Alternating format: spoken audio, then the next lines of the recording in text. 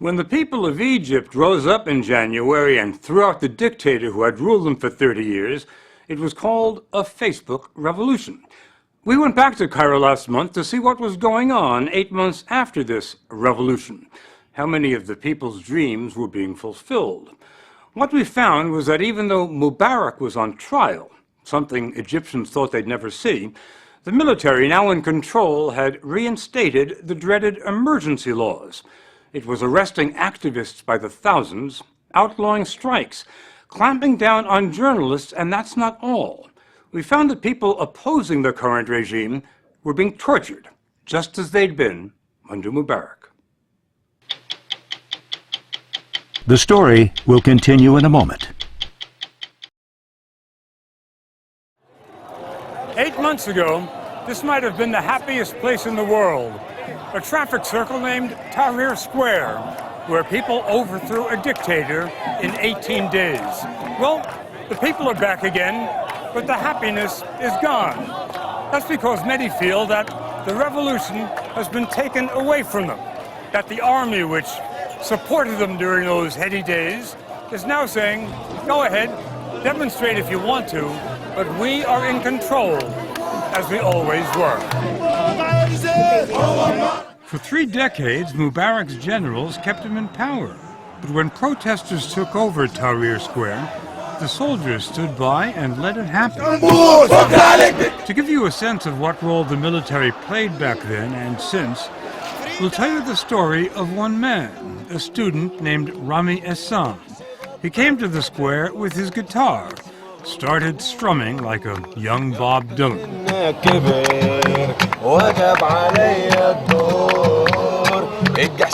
Before long, he was on stage singing a song he'd made up on the spot. Down, down, Hosni Mubarak.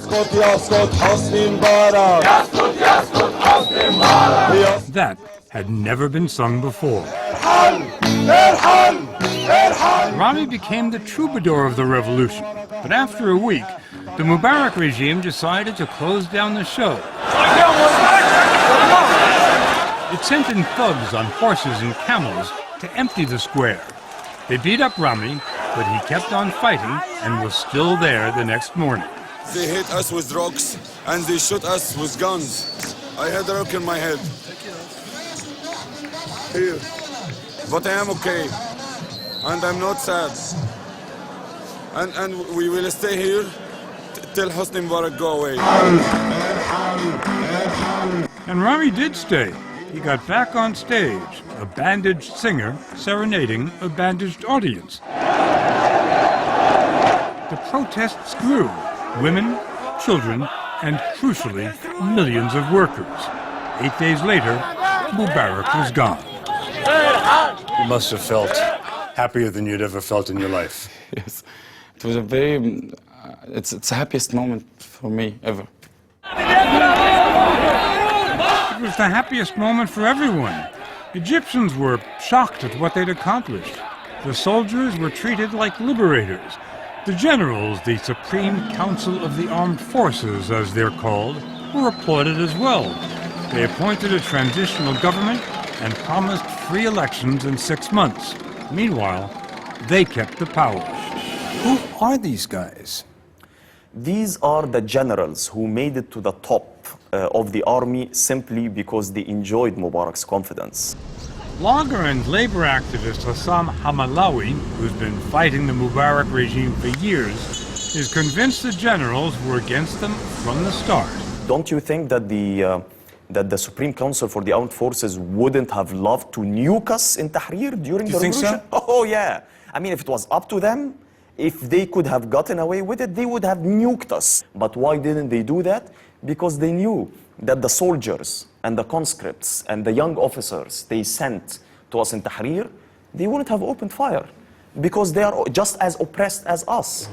Having the generals in control was not what the protesters had in mind. After Mubarak had left and the world thought the revolution was over, they reoccupied the square, demanding to be heard. A month later, the generals had heard enough. They insisted they would clear the place of demonstrators and thugs. Troops troops invaded the square, rounded up hundreds of activists.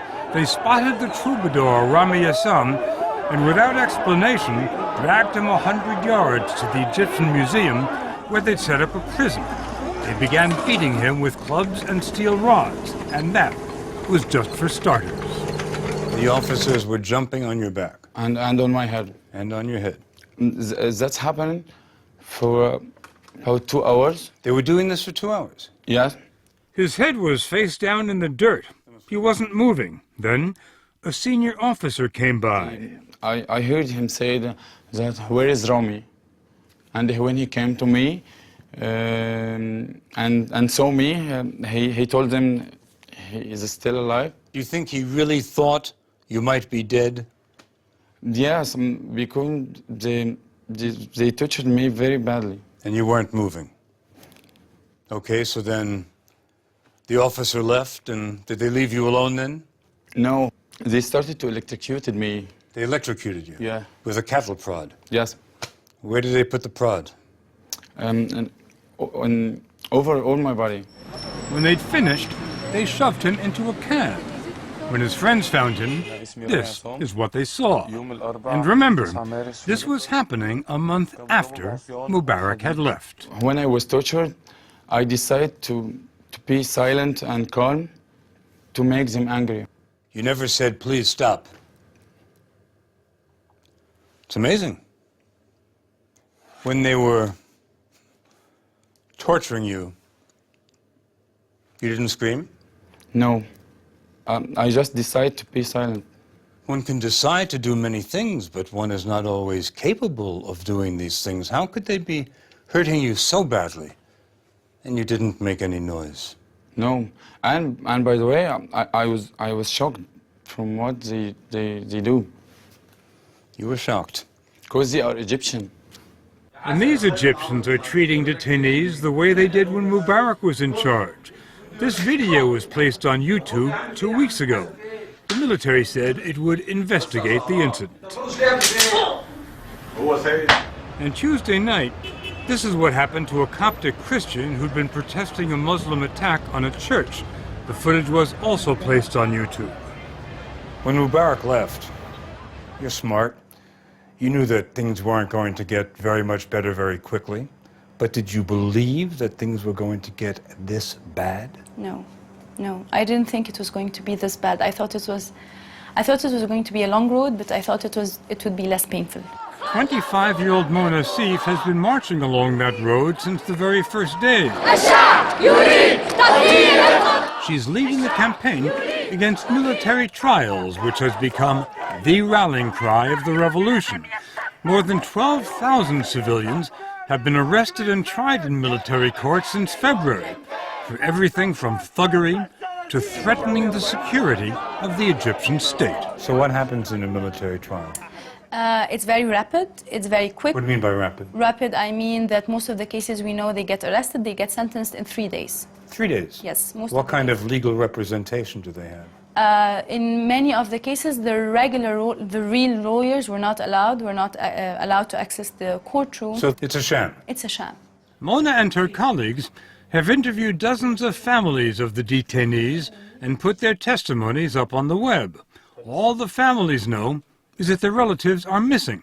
They know nothing about charges, verdicts, or sentences. When you accuse the army of military trials, the army says, look, these are exceptional times. We need exceptional measures. We don't need exceptional measures. If you talk to professional legal personnel, they will tell you our legal system is capable of handling this. And it's very obvious that their method has not done anything because the thugs are not behind bars. It's the poor people who are behind bars. It's the revolutionaries. It's people who dare to stand up against the regime. We asked members of the regime for an interview. They declined. Defense Secretary Panetta met with the generals this week. Afterwards, Panetta said they did not tell him when they would hand over power to a civilian government or when they would lift the state of emergency or end military trials. But he did not sound discouraged. I really do have full confidence in the process that the Egyptian military is overseeing. I think they're making good progress.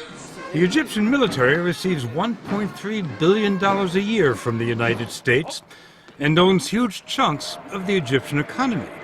Are they going to give all that up? No, they are not. But that's what a revolution is all about. You know, no elite in any country, no rulers in any country would give up power very easily. No, but don't you agree that the next president of Egypt is going to be a lot better than Mubarak? Well, if they elect me as the next president even of Egypt, I won't be able to do anything. It's not about the figures, it's about the regime, it's about the system. It's a river, the Nile, which brought Egypt to life. And for 7,000 years, this oasis of a nation has been ruled by pharaohs, dictators, conquerors, and kings. But democracy, it's never been here. So it's got to be considered a long shot. But then again, there's never been a revolution in Egypt. And once a revolution gets going, it's not always easy to make it stop. Millions of workers are on strike in almost every sector of the economy. Teachers, students, bus drivers, engineers. They all have the same demands: a sharp increase in wages and the removal of their bosses, Mubarak's cronies, who are still in charge. And Rami Yassam, like so many others, he has simply forgotten how to be afraid. He's back in Tahrir Square performing. Same tune, different lyrics. Instead of "Down with Hosni Mubarak," he's singing "Down with Military Rule."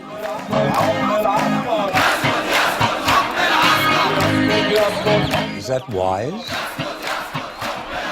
Is that a smart thing to do? I just want Egypt to be better. You want Egypt to be better, I just want to take my freedom. and they may take you away again and do what they did before, maybe even worse. What happened to me make me believe that they are the bad guys, not us. We are right, they are wrong. It's that simple.